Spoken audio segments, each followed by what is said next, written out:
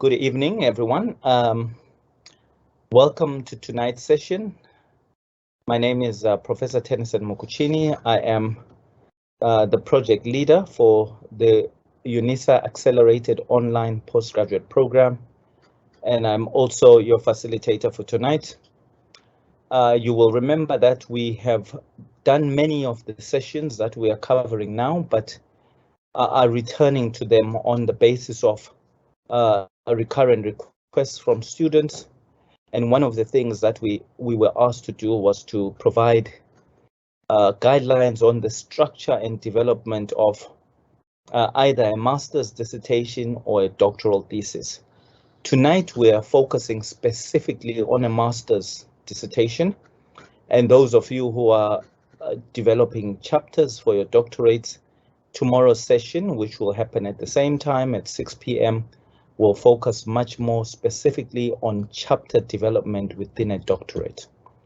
The two are somewhat similar in places, but they have quite notable differences. And that is the reason why we decided to structure this differently.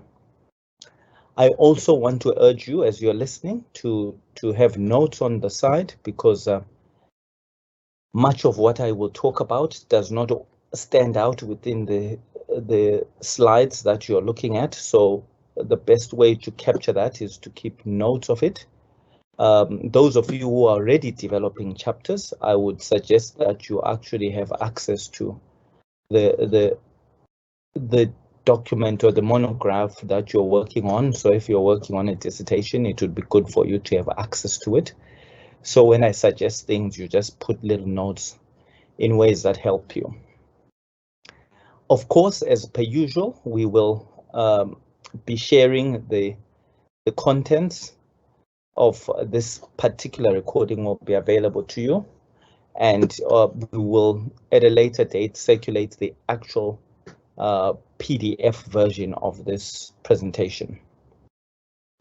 So just as orientation again, we are looking at chapter development today, but specifically for people doing master's level study. You will know that within a master's, or typically master's level study, presents itself in different forms of master's dissertations. So I will speak to those at the very beginning, just so I can help you to differentiate what type of master's you are meant to be studying for. And then once you have that, at least it helps you to decide which things you focus on and which things you don't focus on as much. Remember, once again, folks, that this is designed, the program tells you what best practices are, or what the standardized norm is. But if you really want to do well, you take the standardized norm that we've shared with you and you correlate it. You look at the master's dissertations that are done in your specific department. All of these are available via UNISA's library. You can, of course, write directly to your supervisor and ask them to share a copy of a dissertation or something that they think would be a great guide for you. All they can do is refer you to the library or say yes or say no. Two of those options are excellent for you. So it's worth pursuing whatever your thoughts are and your hesitations are. What this program can do is show you a master's thesis, because a master's dissertation, because all of you belong to any one of UNISA's 6 or 7 colleges, and each of the colleges, each of the schools in the colleges and each of the departments have variations to what I will show you. But the basic principle remains the same. So what I will talk to now is the normalized, standardized version of what the chapters look like. But you must go to your department and explore how your department differs from what I have told you. Right. Of course, the rest of the administration for tonight is just, I must point out that I will at this minute turn off the video and then focus exclusively on showing you the presentation without you being disturbed by the presence of an alternative visual output. So, and then of course at the very end, when we get to looking at your questions, I will then turn the video on when I'm responding. Of course, I think you know the drill by now. You've got a chat section that looks at, you've got a chat section that allows you to look at, to post your questions, and please feel encouraged to do that, because that is where I will be able to ascertain what issues you want me to expand on or to clarify. Right. Now, remember the focus tonight is chapter development. So this is really for those people, those of you who have completed your proposal satisfactorily and you are now working on your chapters. Of course, there are chapters that you can write before you collect your data. And at master's level, the first chapter offers the introduction, and that you can write before you collect data, of course. When you write chapter 1, you must be aware that you're you're certainly going to have to come back to it at the very end of your dissertation to refine the chapter so that it speaks to what the rest of the dissertation looks like. Chapter 2, which is your literature review, will also be written, can be written before you've collected data.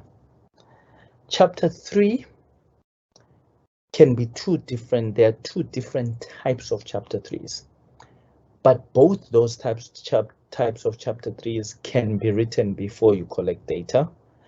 Then for some of you, chapter 4 represents the results, which of course you can't write up until you have got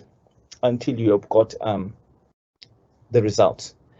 But in any case, what I'm trying to tell you is that anyone who has gone past proposal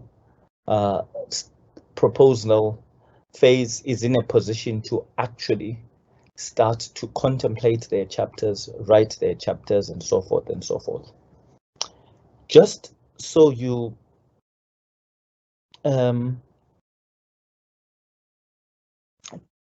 get a sense of how a dissertation, and remember now, tonight I'm focusing on a master's level dissertation. So I will not give too much detail on the doctoral level. And I expect that when you ask your questions, you will not ask questions about the doctoral thesis, because those will get dealt with tomorrow. Tonight, it's the master's. When you're considering developing what becomes your monograph, they call the dissertation that you write is called a monograph. It's a singular piece of work that presents a progression of work that was done. So that's what a monograph is. In your monograph, it's basically split into 4 things, into 4 parts. Your current slide shows 3, it should really be 4. The first is that with every dissertation, there are things that we call preliminaries. You know, the things like you writing a statement to confirm that the work is original, your acknowledgements that you write to thank those people who have contributed to your work, the table of figures, and summary of tables, all those things that happen before the actual dissertation proper. We call those preliminaries. I specify them here on the presentation, but they are straightforward things, very straightforward. I will mention them for the purposes of giving you a complete picture of what the journey looks like. Okay, so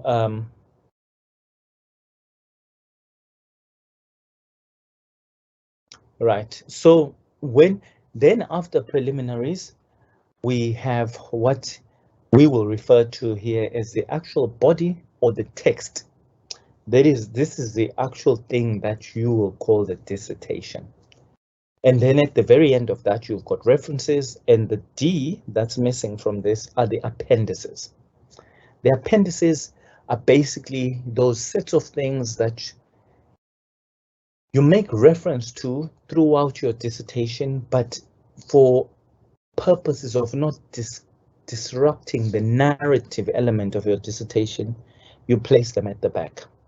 So typical examples of our appendices are things like a copy of your ethical clearance letter, copies of your consent letter, copies of the information sheet that you give to participants, copies of the site permission letters that you would have written, or the site permission letters you have received to give you permission to access particular sites. All those things are typical things that you would find in the appendices. They are called appendices because you have stuck them on, but have also referred to them within the main text of your work. So those are the 4 sections. A lot of the presentation today will be stuck within the body and text element. The rest of the other things are things that you can read up on, literally catch sight of an example and figure out without the purposes of a specific session such as this. Of course, here are some preliminaries, the dissertation title. It's an obvious thing, but what I must tell you is that with each of you as students, there's a point where when you finish your dissertation, you will complete a form that they call an intention to submit.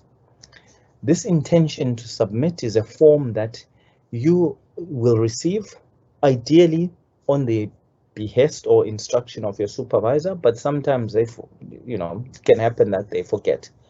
But how an intention to submit works is that 90 days, up to 90 days before your intended date of submission. So if you're going to submit, you need any time from 90 days away from the date you want to submit. You're meant to complete an intention to submit form. That intention to submit formally tells the university that student X is ready to submit. He or she would like you to now start looking for examiners and so forth in readiness for their submission. Once you submit that intention to submit, you will get a formal response that acknowledges your intention letter. It also will give you details of the requirements. And the details of the requirements are things like it will tell you the font size that your dissertation style should go with, and so forth, and it tell you how the actual title page is layered. That's one way you find out about how you lay out the basic title, the font sizes you use, and all those things. But of course, all of you have got tutorial letters that relate to the research module that you are currently taking. So that research module, which serves as the document that guides your dissertation, also has that information. So in any case, your preliminaries are the title of your dissertation, followed by, and that's missing, UNISA have introduced after the title that you do a plagiarism academic integrity declaration. So there is a declaration that you'll write at the beginning that states, and if you look at other dissertations, if you look at your guidance for your module, there'll be a statement that they say you must include. That statement is basically a statement that says you are confirming that this work is your own original work and that you have not plagiarized from any source, and that all things that are directly referenced from somewhere have been duly noted and details of where they have been sourced from are provided. It's a basic statement for you making a pledge that you understand that there are rules, academic integrity rules that you must follow. Then the next thing that you have are the acknowledgements, basic statement of thank yous, you write this in first person mode. You say, hi, I'd like to thank so-and-so for the whatever you do. There's something that's put on there that says, do not forget your supervisor. Folks, personally, my view is that you should thank the people that you want to thank and believe have contributed to your work. In an ideal world, we expect that the supervisor would be one of those. But some people have unusual experiences where they will decide that they are not including the supervisor, but the expectation is that in an ordinary journey, the supervisor will exist. We do not want this to generally exceed a page. Most people do half a page, 3/4 of a page. Any more than that becomes overkill, and it starts to sound a little bit more like you are doing a novel kind of thing as opposed to something that's very academic. Then, of course, the next thing after your acknowledgements is the abstract, which gives you a short summary of the project. I will speak to what an abstract looks like. I'll speak to what's expected of it. You have a table of contents. Folks, if you have developed your dissertation properly and you have used different font styles, you are able to indicate as you develop your work to highlight things that are titles, subtitles, headings, and whatever. And once you do that, the table of content can actually be auto-generated by your laptop at the end. You should be your laptop or computer or whatever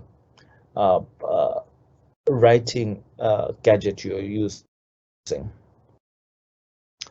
Right, and then of course you have a list of figures. This basically is a list that is similar to a table of contents, but the table of contents was naming the headings and the subheadings.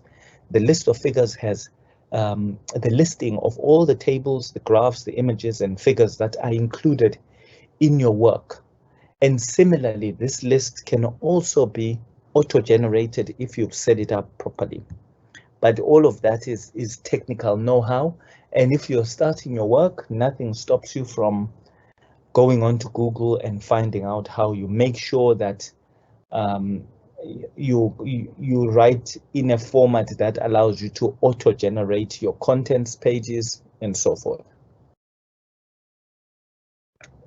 The list of figures is followed by a list of tables, also done in a numbered order as they appear in the actual body of your dissertation. Some of you have topics where you rely heavily on abbreviations. So some universities, some departments will insist that at the beginning, one of the preliminaries that you include is a list of abbreviations that are used.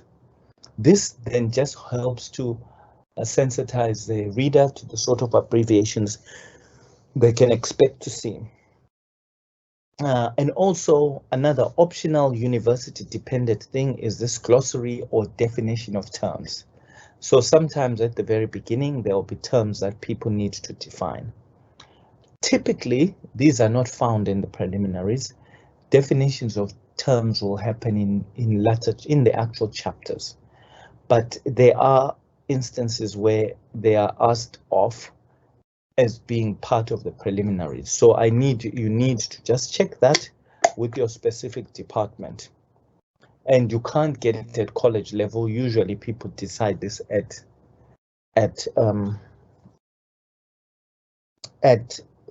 departmental level. Right, so I want just to do a very quick comparative snapshot overview of the type of formatting of the dissertation that can exist. And for me to do that, I just need to very, very quickly give you insights into the types of master's dissertations that exist. So each of you are doing a very different type of master's depending on the field you're in, the discipline, and so forth and so forth and so forth. In a master's or the formal way that masters are created, you have a master's where it is a taught master's. people attend lectures and do courses. They might have a course that's to do with introduction to this, another course that's to do with this principle, another course that's to do with this. And then at the very, very end, they have a small module that asks them to do a type of research. That write-up that they do as part of research sometimes gets referred to as a dissertation of limited scope. What is being said really is that there's an understanding that you spend much of your master's work actually doing coursework. So when you do the dissertation bit, it will have a limited scope. It will not be a full research master's. Sometimes they will call that thing a mini dissertation, or sometimes it's called a course-based master's dissertation. There are even places that call it a research report.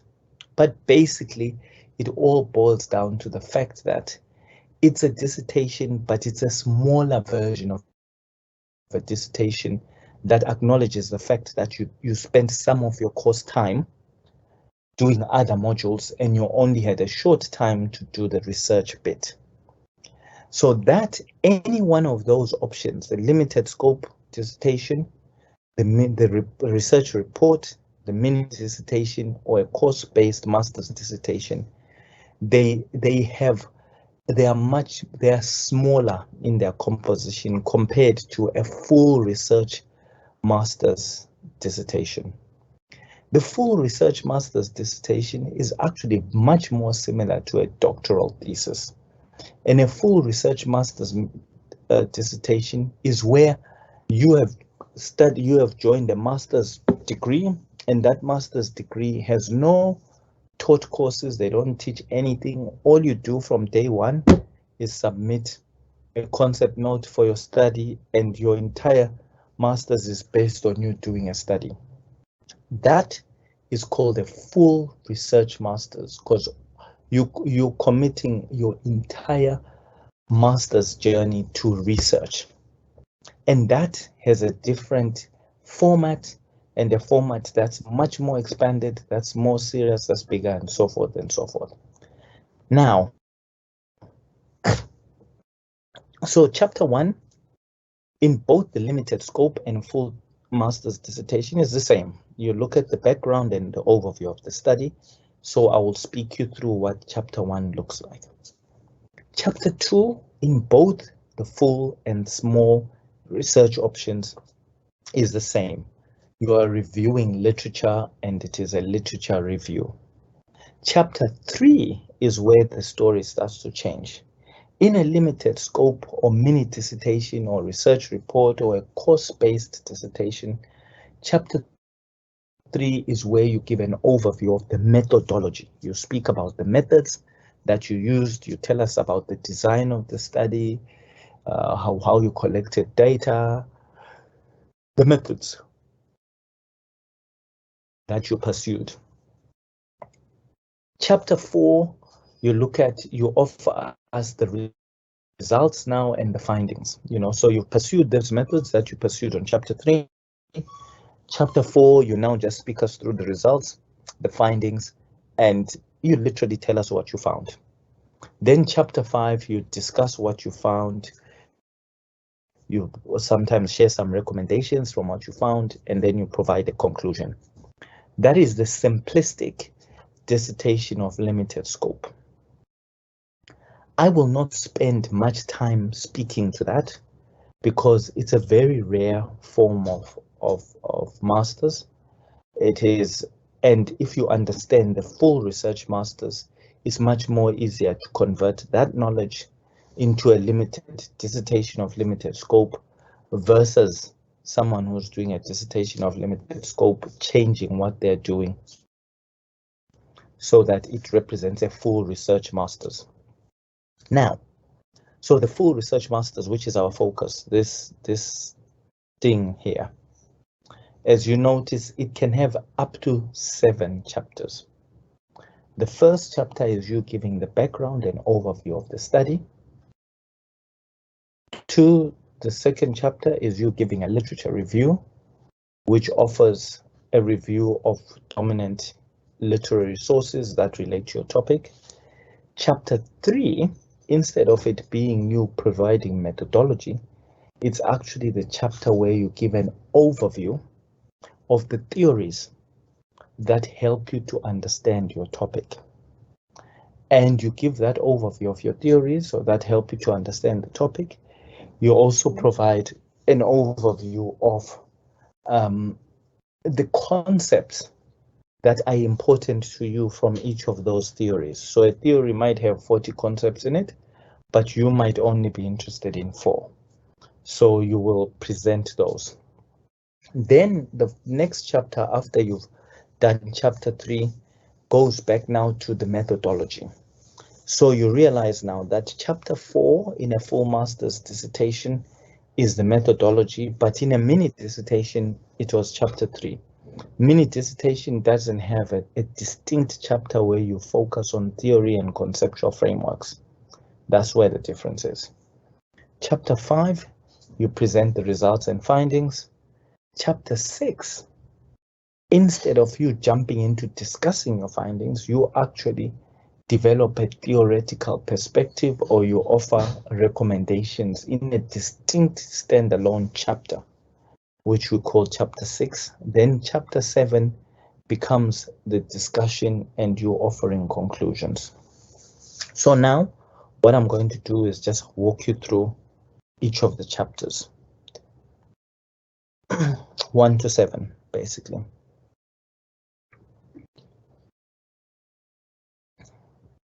Now, the introduction, background, and overview chapter has very clear functions.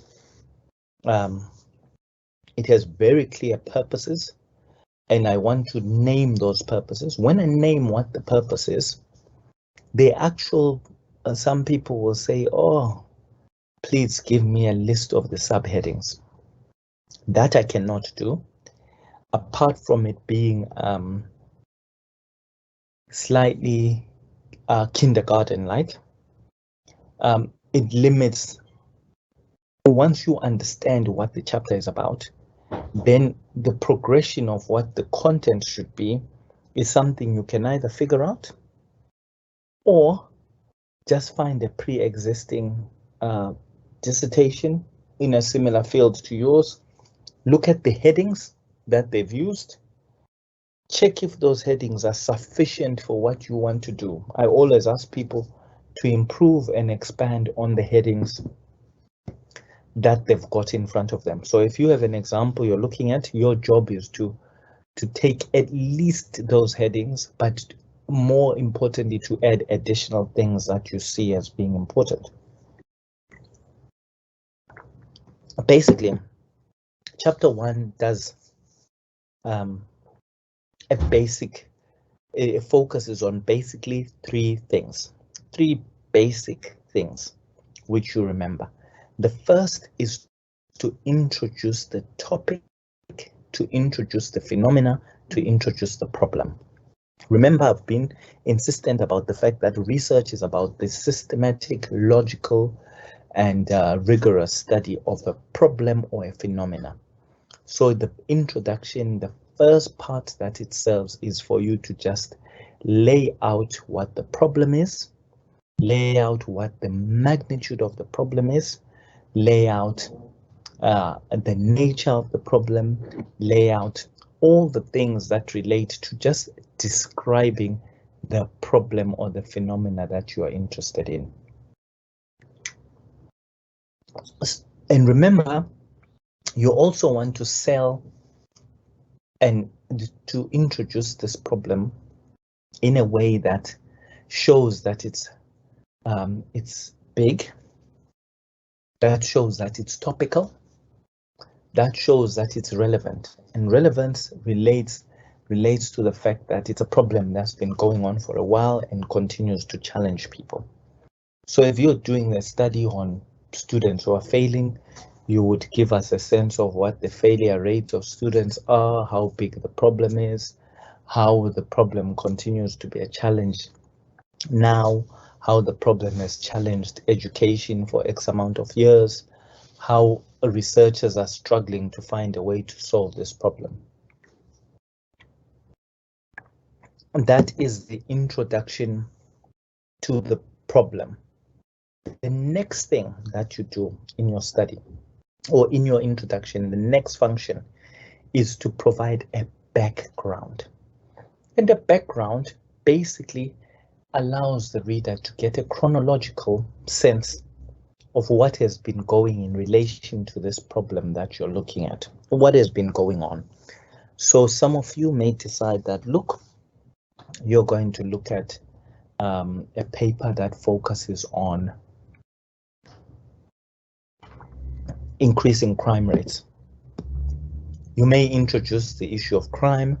You may introduce, how this is a serious problem, how it's remained for such and such. But the background element allows you to give a chronological representation of how this issue has progressed over time, and what the key debates and areas of contention are in relation to this. So you are basically, you've given an introduction to the general thing. Now you're giving us the background, which is the chronological overview of the area or the problem you're focusing on.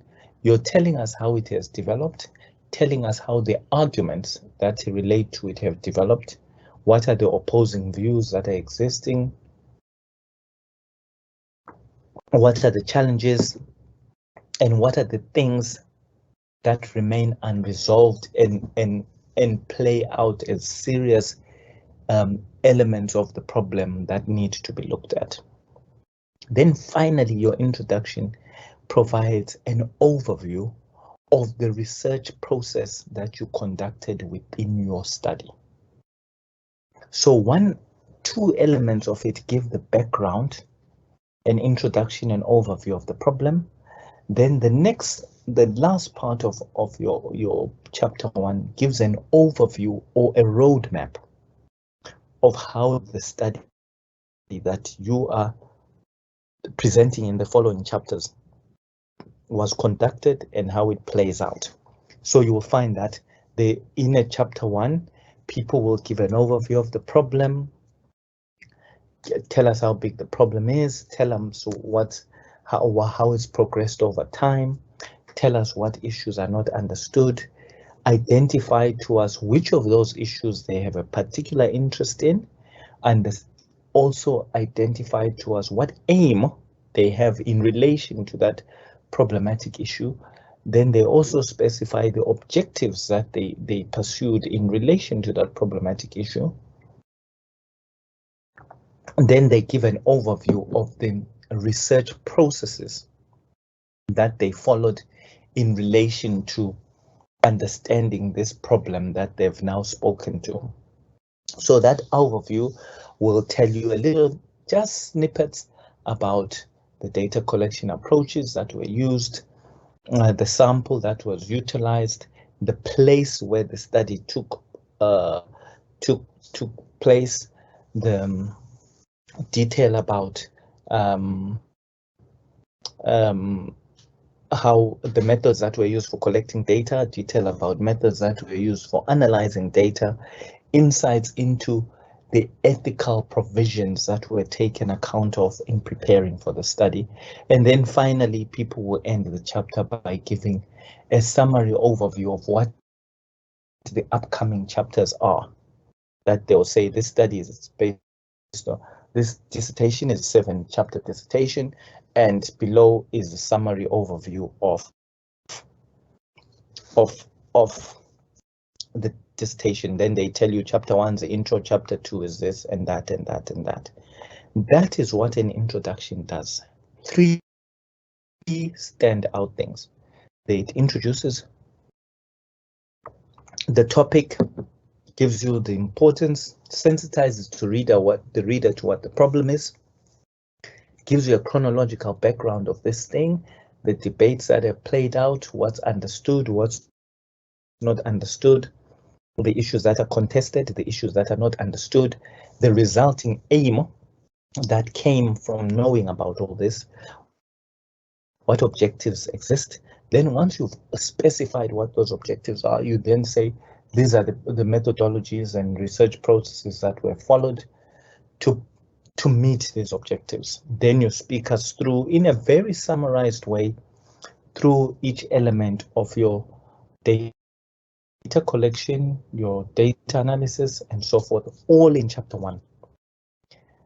Remember, so chapter 1 then becomes a kind of a taster for the reader of all the other chapters that are coming.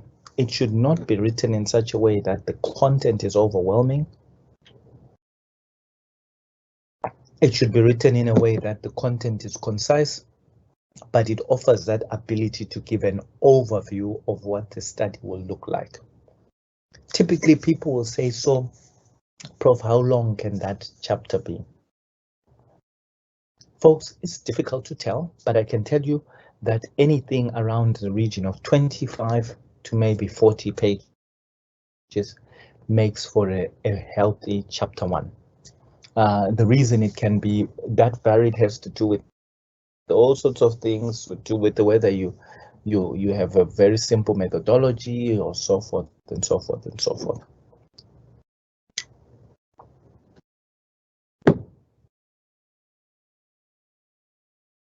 Remember now, everything that you are looking at now, if you look at this, everything that I said chapter 1 was, is already portrayed there, and I've already discussed it. I've also made reference to the fact that when you do the background, you discuss existing research, you take us through what the old up to the new, you discuss the old is seminal, the new is the state of science level types of contributions, you tell us the agreements, contests, and the knowledge gaps. Then, of course, you align those knowledge gaps to the one thing that you are interested in. And then you say, okay, therefore your interest or your identification of these knowledge gaps served as inertia for you to pursue the research problem that you're looking at. Therefore, you came up with a study whose aim was this. Then you specify the research questions and the objectives. And then once you've done that, you now give an overview, as I've said, of the structure of the dissertation. Put simply, your introduction should answer the question, why did you choose the topic that you have chosen? Why is it important? Why did you adopt particular methods or approaches? And you also think of the introduction as a thing that sensitizes the reader to that gap in the knowledge that the rest of your dissertation will be working to fill. And that's the point at which you actually claim the very specific things that you are wanting to study. So that's chapter 1. The subheadings that go with it, folks, you can literally just go onto the internet now and look for a master's dissertation. Many students are self-publishing. They put their dissertations all over the internet. Pick it up, look at the subheadings, tell yourself, I will take these as a bare minimum. What can I do to now improve on it? Or find 2 or 3, compare them, and you create one that's twice as much as all of them. That's basically how it works. Now, chapter 2, the literature review. Wait a minute. Okay. Now, the second chapter. It's a very confusing chapter. Many people have confusions about this because there are different typologies, very different types of literature reviews. Some typologies are written about, some just emerge because that's how departments do things. But every literature review serves a very specific purpose. It is a way of you critically surveying existing research on your topic. However you do it, it must have a coherent structure, and it should also present things in a way that allows you to present a coherent argument. So a discussion that makes sense. And whatever approach you choose to do this literature review, you must make sure that you spend a substantial preamble, spend substantial time at the beginning of your literature review, actually trying to explain what your approach for the literature review is, and substantiating why that approach is an appropriate approach for you to use. So when I say you need to survey existing research, I'm literally asking you to describe some of the key research that has been done within your topic, things that inform some of the outstanding positions that exist in your topic. We are asking you to pull in all the findings from these different studies so you can see what the standout issues are, what the different contested positions are. We also expect you to assess some of the strengths and weaknesses of each of these research pieces that you're going to look at.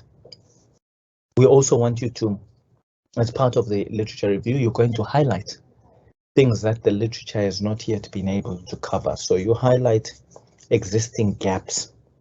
And then, of course, once you've done all that and you know what the gaps are, you use the latter part of your literature review to position your own study.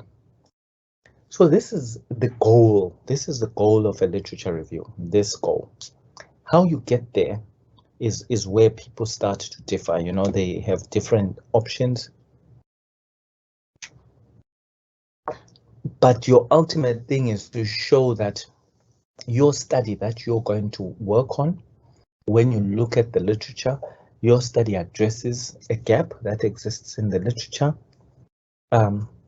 It offers the potential for new theoretical or methodological approaches to be looked at. It proposes a solution to an unresolved problem. And of course, it builds on some of the limitations and works on strengthening or further strengthening some of the existing strengths that are already known about. And most importantly, it identifies things that are not sufficiently covered. So that's what, in essence, all the things I've described to you are what a literature review is about. Now, folks, you probably want to have your pen, because I'm going to walk you through a typical format for a literature review, and that walk that I'm putting you through is unfortunately not captured on a slide, and that's because different slides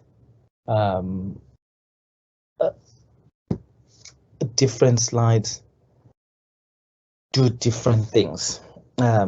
Different slides do different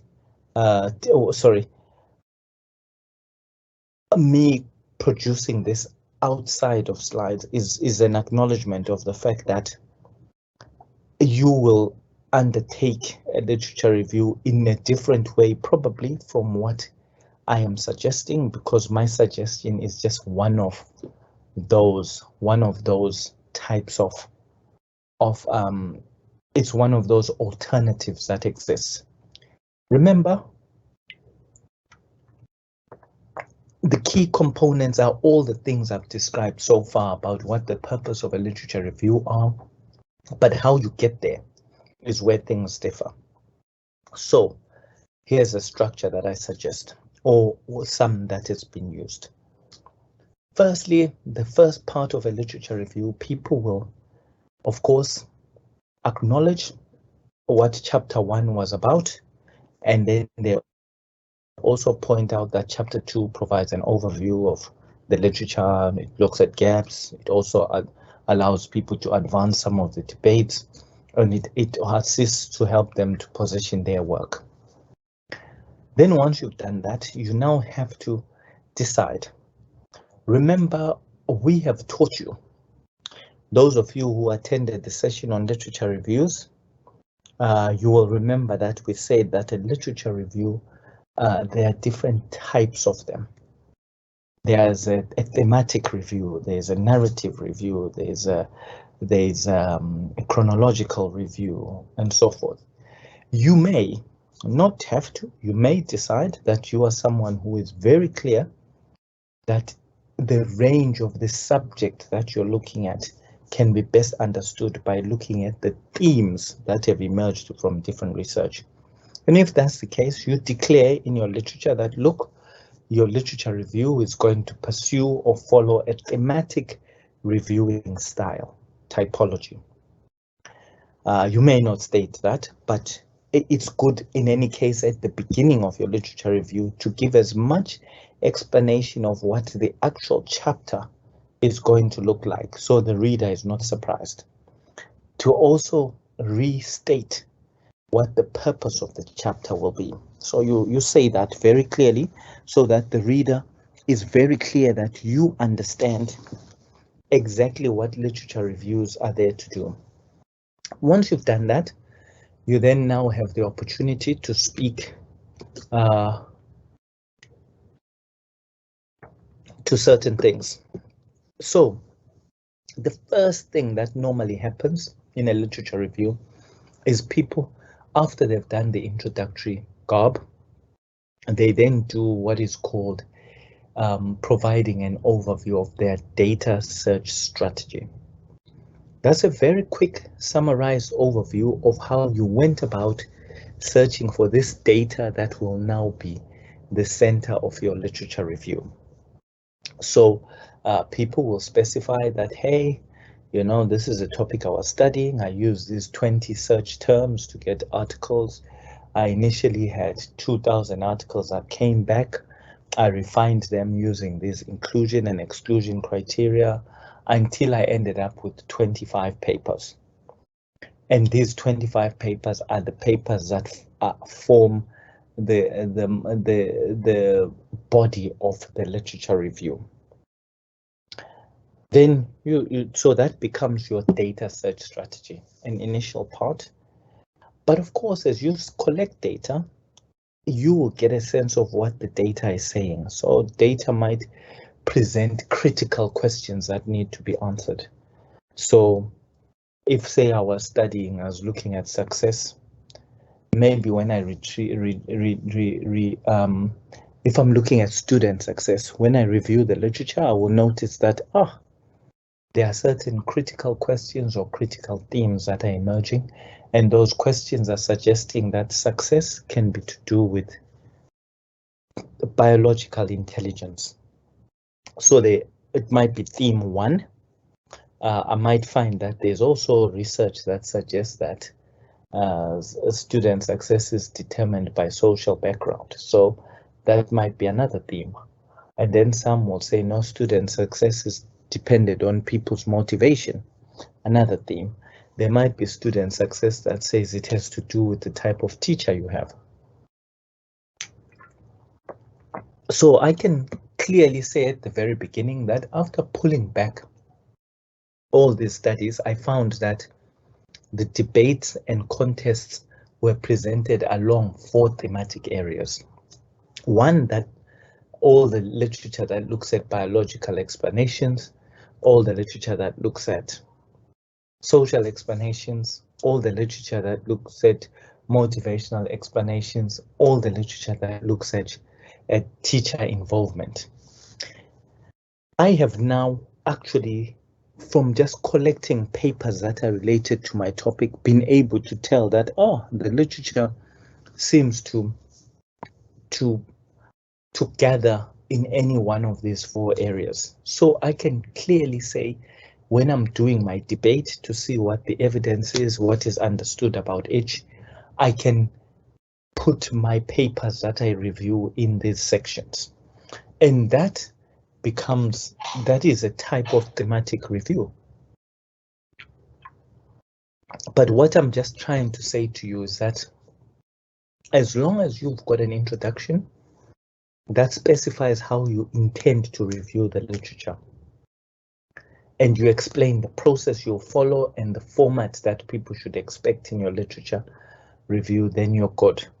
The big bit about the literature review is just remembering that the actual way you write the review of literature is debative and it is evaluative. So you are debating things and you are evaluating what the importance of certain types of evidence to the bigger story. And at the very, very end, you pull everything together to say, this is what is understood. This is what is not understood. This is what my current study hopes to improve our understanding about. That's what a literature review looks like. Folks, in a master's level piece of work, people ask once again, how long will this thing be?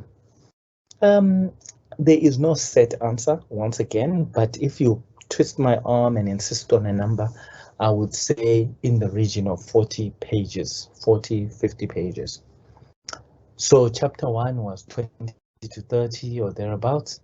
Chapter 2, about 40, give or take, 5,000 other way, 5 pages other way. But that's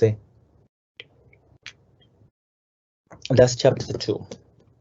Chapter 3 now is, and remember with chapter 2, folks, once again, you go and find a piece of work that has subheadings. As long as you know what the chapter is intended to do, the subheadings are really an issue where people have preferences.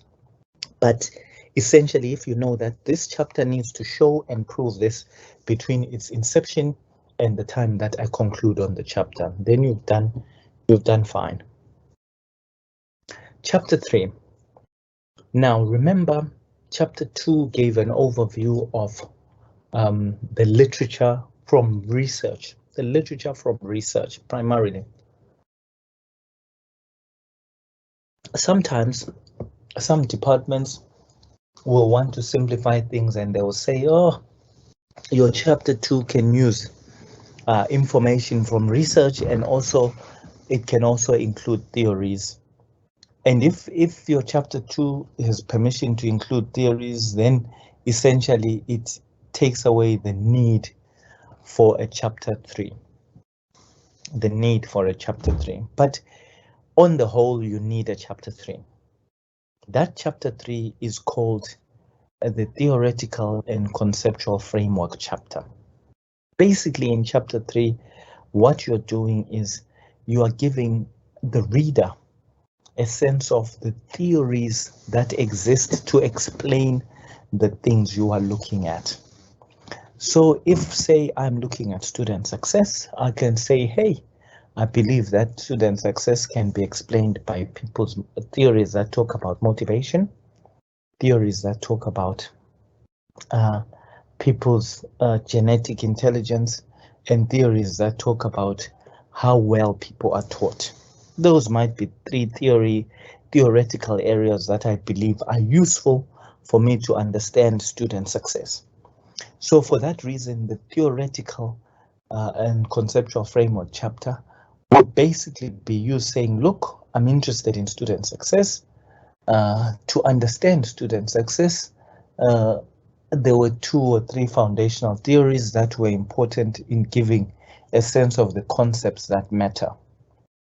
People will ask, so how many theories do I include? At master's level, folks, 2 or 3 maximum, no more than that. Sometimes people will get away with 1, but really it's usually about 2 theories. And the way that you determine the theories is you look at your topic. And if your topic talks about student success and it also talks about failure, then you know that, those are the 2 conceptual areas. So what's the theory that I think best advises me on student success? It becomes theory 1. Then you say, oh, what's the theory that advised me on the other concepts that I'm interested in our study?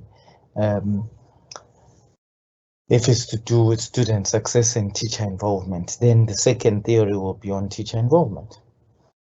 But you don't want, and those theories that have already been published and you are just copying them and applying them to your study, those are called, they are the theoretical framework of your study.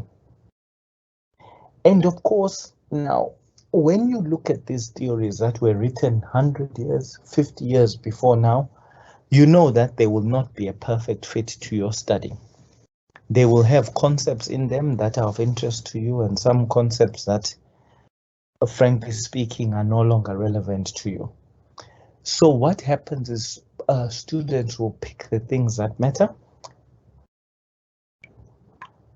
Then they will be saying, look, these are the concepts that I am interested in, and they are the concepts that I will now use to frame my study, to frame my data collection, to frame my interest in relation to this topic. So those concepts that help you to frame what it is you're interested in are referred to as a conceptual framework. So the conceptual framework is something you would have developed yourself from the different theories, where you cherry pick the things that matter, you join them up and you say, right, these now offer me a new theory, which is a combination of all the concepts that I've taken from wherever. I will call that a conceptual framework.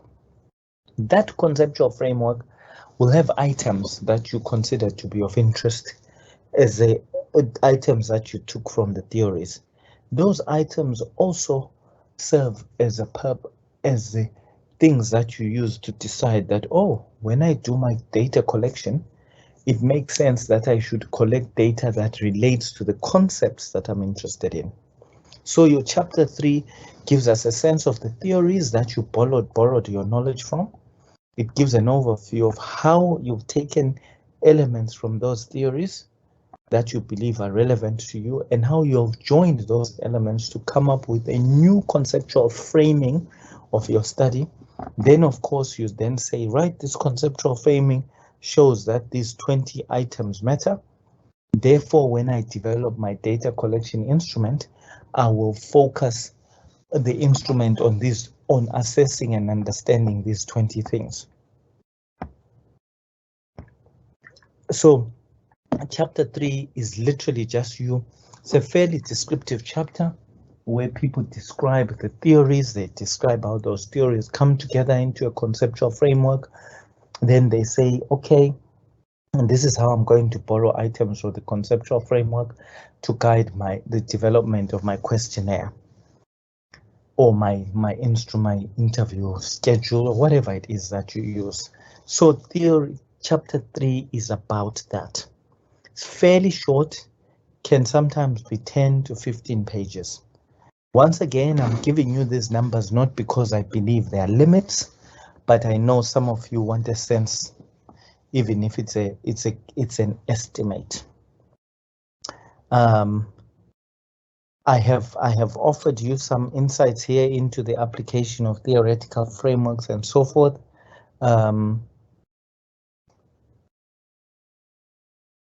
Some of the guidelines here are just useful in terms of you developing issues around how you write about theories.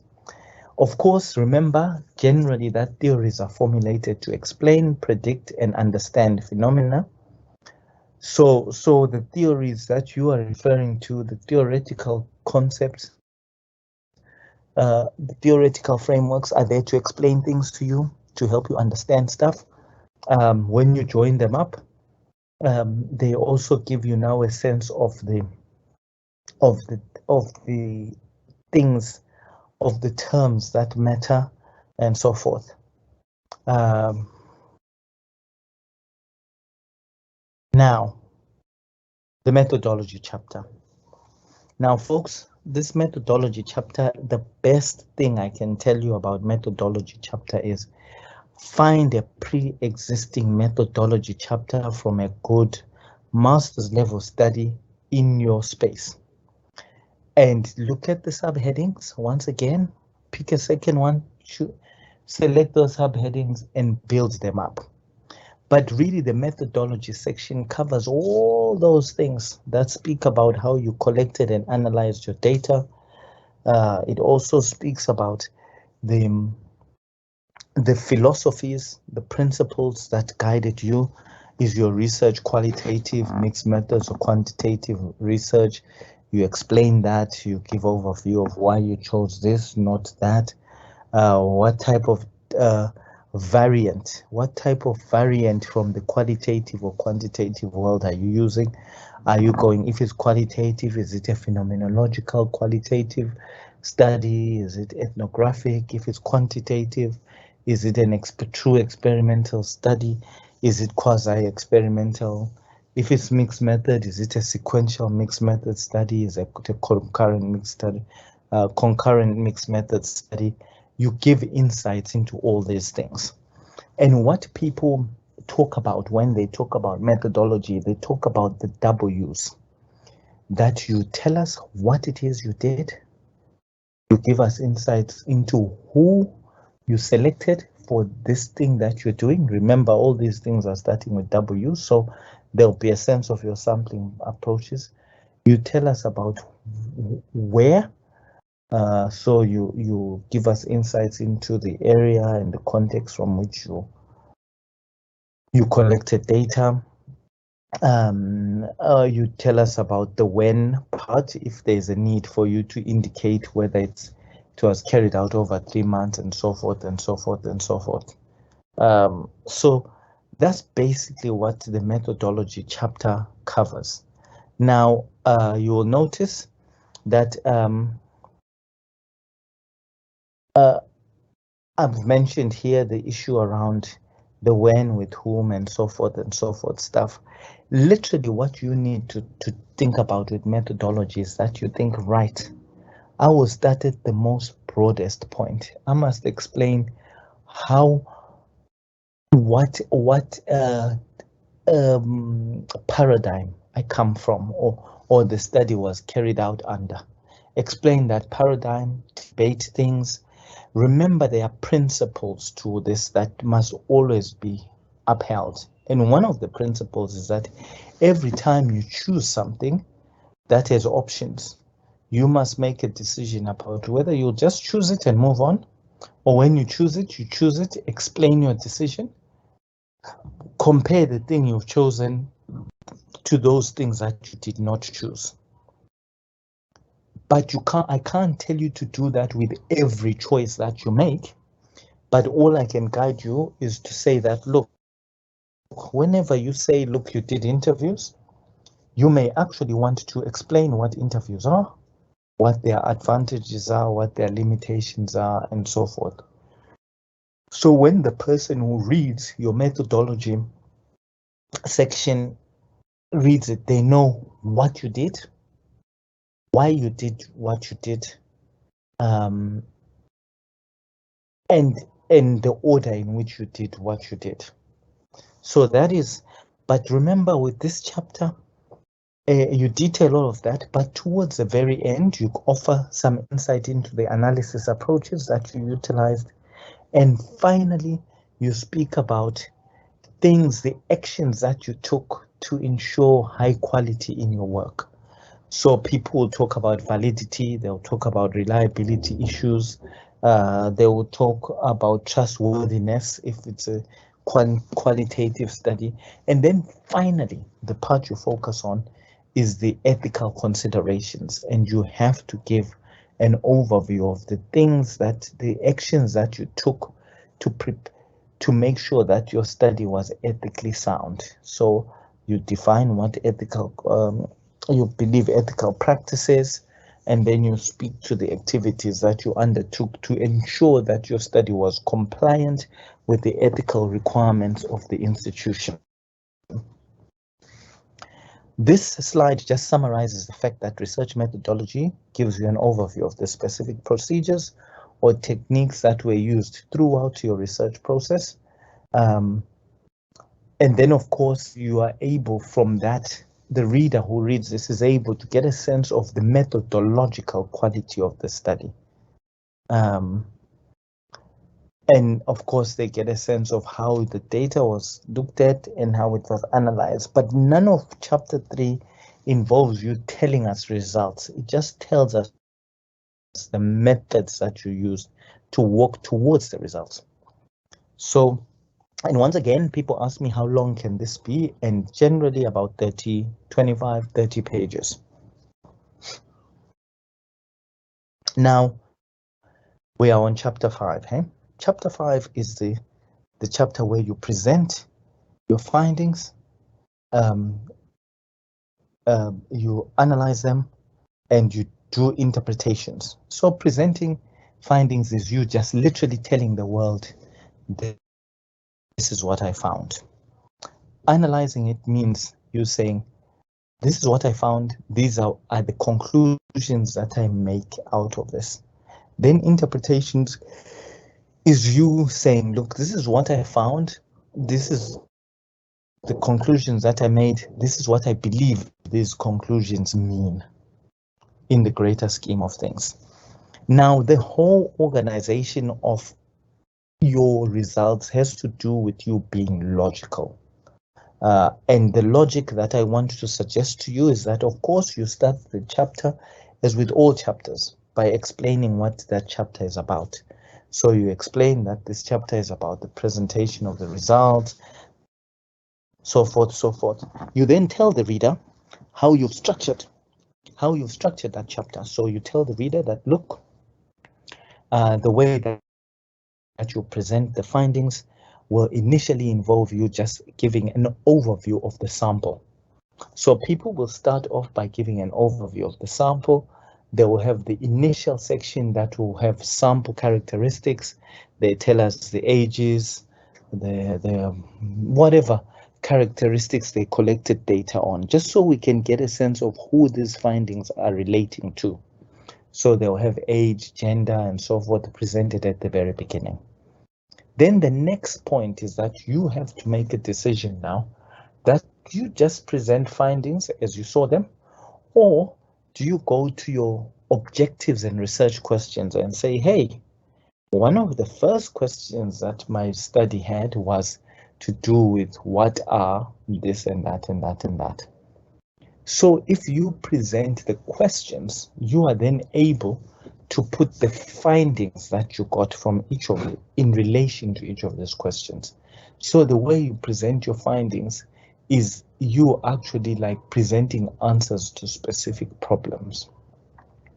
Typically before, people used to just write what they saw in a way that is sequential but no obvious meaning.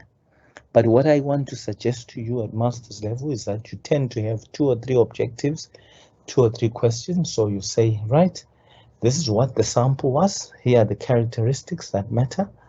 After I determined who these people were, I had 3 or 4 questions that I needed them to answer.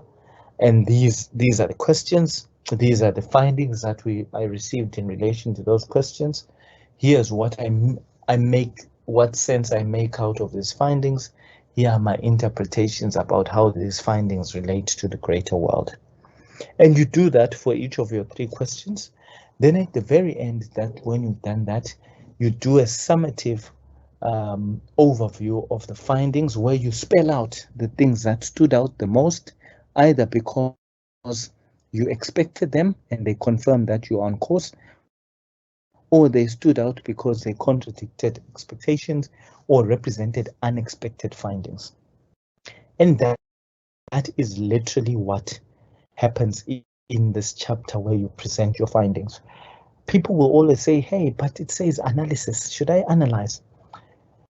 Interestingly, with data analysis, we don't usually see a lot of active analysis in your write-up. In your write-up, you would tell us the outputs of your analysis. You don't actually do the physical analysis in the work that you're doing.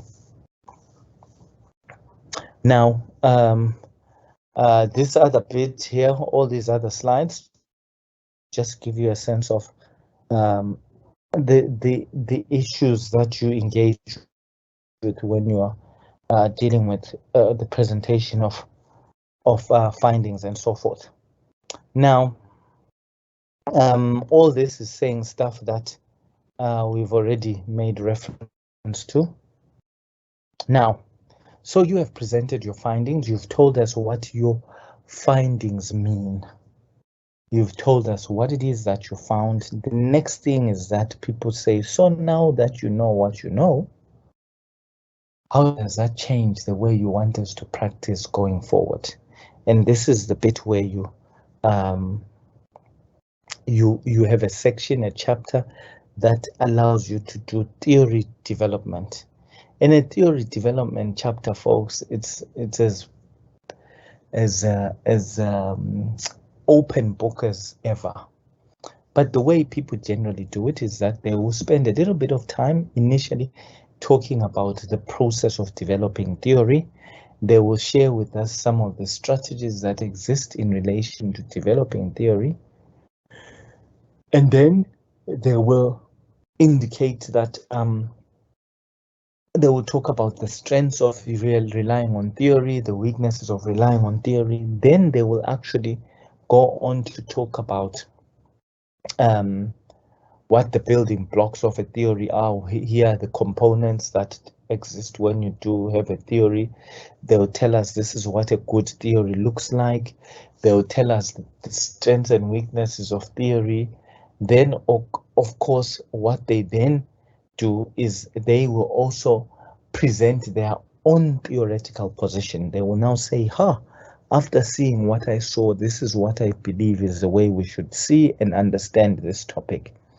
That theory can exist in the form of a framework. Sometimes they have a picture that shows relationships that matter. But whatever it is that they present, they now need to look at the strengths of that thing, the weaknesses of it, what it is that exist as limitations, what are the things about that theory that could be changed or improved going forward. That is the theory development section, folks. That can literally sometimes be 10, 15 pages long. Then, of course, the final part is the discussion chapter, where you give us an overview of everything that has happened. You tell us some insight into the different chapters, what it is that your study aimed to do, what each of the chapters did, what were the key standout findings, what is the single most important theoretical contribution that your study made, what are the limitations of your study, what do you want future researchers to do that you were unable to do. That is the discussion. Simply all about that. Stuff that you see now just breaks down everything that I've given and articulated to you about how you look at implications of your study, what it means, and so forth. Then, of course, the final bit, which is in the same discussion and conclusions chapter, is just the conclusion, which is the summative statement, where you just summarize the main findings and recommendations, and you literally just close up. You close up the workings or that you've achieved throughout your study. There are some things that are useful things that you want to have in conclusions. You want to emphasize the contribution that your work has made. You want to also refer once again to the main research problem that was central, and you talk about what it is that you are contributing to the understanding of that topic. Then, of course, I said the part C is the reference list, followed by appendices. These are the documents that could not be fitted into the main body, but are important nonetheless. And you start each of them on a separate new paper. And these include things like the ethics letter, ethics clearance letter, your gatekeeper's letter, instrument schedules. If you've got examples of the data collection instruments, you put that. Sometimes they want you to put in a proof that you're registered as a student. That is unnecessary within the UNISA context, but it's sometimes referred to in the appendices. You put in an editor's certificate. There's usually a requirement that people have their work reviewed by an editor. So you include a certificate to show that you have done that. And there is this thing about a plagiarism report. Folks, you don't include that. You don't include that in your submission, but you make sure you have one at hand, because it will be called upon from you at some point. Right. So that is a quick walk through a master's level full dissertation. And I now will proceed on to looking at the questions to see how we sit. All right. Okay, here we go. I just now need, sorry. Oh, apply background effects. Right, folks. I'm just going to apply the background. I should have. Right, okay. I'm trying to get to the back of the questions so I can respond to questions. All right. I am waiting for the questions to pop up. So far, nothing has come up, and I'm wondering what is happening. We have had some problems, ladies and gents. We have had some problems with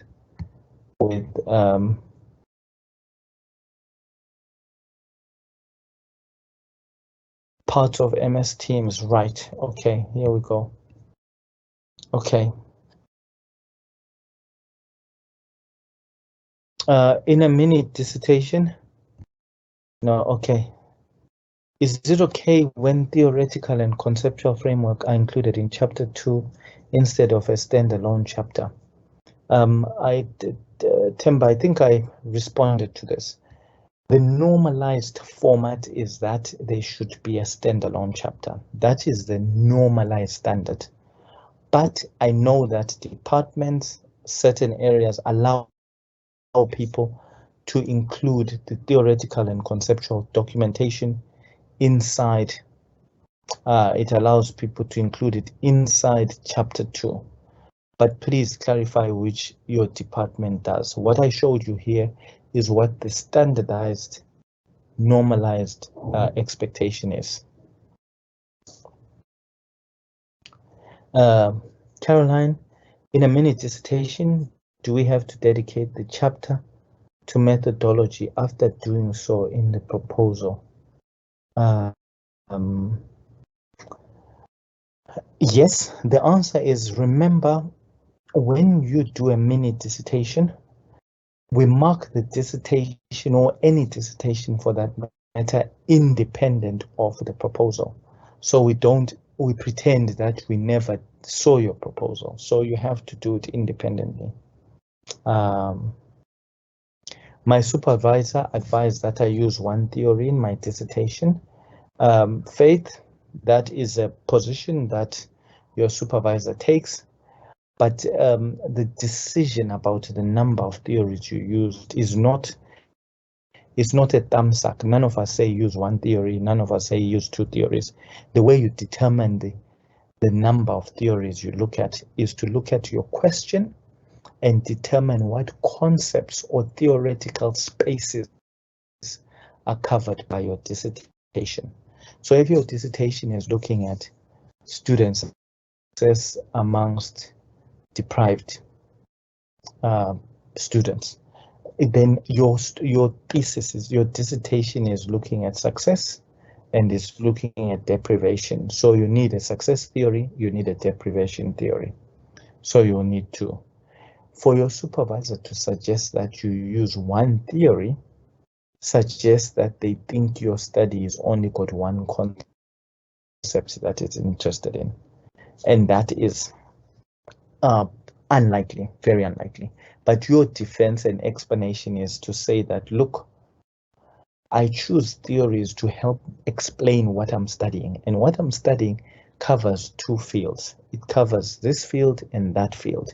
So I don't know of a single theory that speaks to both fields. So I have to find a theory for that field and a theory for that field. That's basically how it works, eh? So it isn't really to do with just saying I want one or two. It is to do with I need the number of theories that cover the concepts that are embedded in my question. What entails data analysis? I always thought it was about analyzing data, collected data. That is it. Data analysis is about analyzing collected data, but in your dissertation, remember, I'm talking to you about writing the chapters, not what you do, but writing the chapters. When you write the chapters, you don't speak us through, you don't say, oh, in my analysis, I applied this, I applied that. You actually only tell us the outputs of the analysis process, not the analyzing. You don't describe that. You describe you tell us, you inform us of the output from that. Right. Prof, you make this part look doable. Thank you so much for your continued tutorials. I'm looking forward to tomorrow's session. Thank you, Musa. Folks, this is it. The bottom line, I am at Human Resources Department, Prof. Yes. Okay, yes. Right. Temba, yes, the question that you have raised, which I said, depends on your department. Unfortunately, I don't know. I think UNISA has got something like potentially 700, maybe 600 different departments, eh? So each of them have adopted different formats around how people do certain things. So what I urge you to do is just to check exactly what your department does, with you knowing at the back of the mind that the normalized standardized, the standard is what I showed you. How do we determine the limitations of the theory chosen in relation to the study? Look, Samuel, the limitations of theories are global. All theories are limited in similar ways. One, they are usually developed in some area in Europe somewhere, and you are studying this in South Africa or whatever country. So that's one limitation already. The other limitation is to do with using formatted structures to guide how you do things. Remember, if you do a theoretical something, if you have a model, for example, and people follow a model, it can make them insensitive to the differences that exist in real life. So those are the type of limitations that you identify. There isn't a limitation that allows you to test it out. Also, remember, all theories would have been critiqued by others in the past. So you read critiques of previous theories and you see whether those critiques apply in the context that you're in. Right.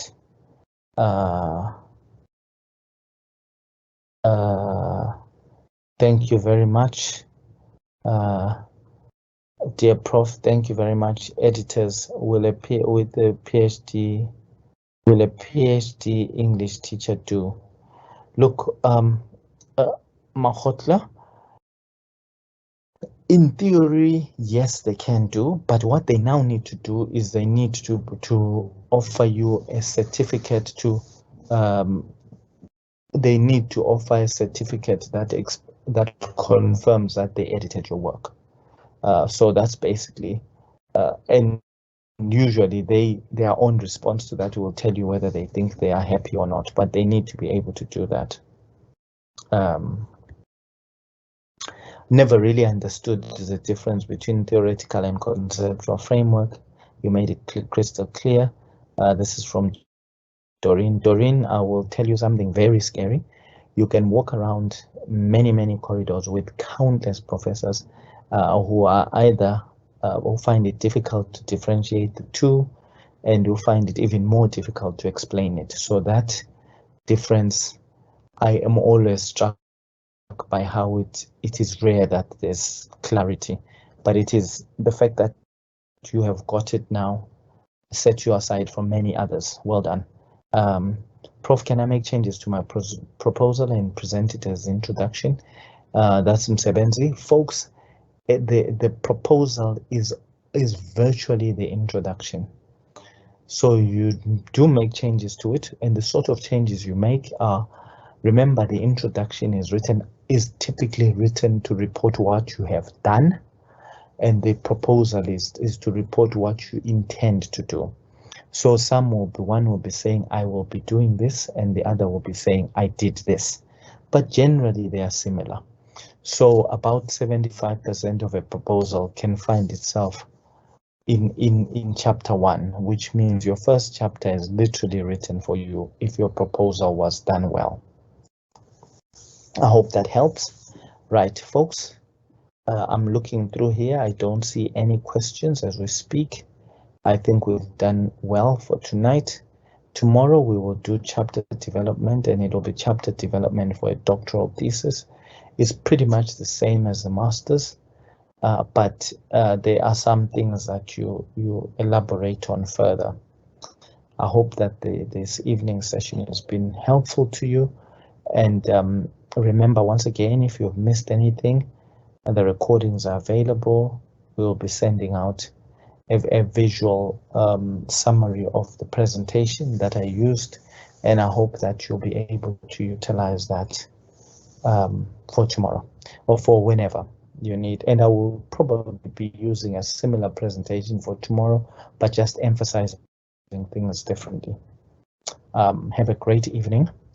I'll see you all tomorrow, same time, same place. Take care. Good night.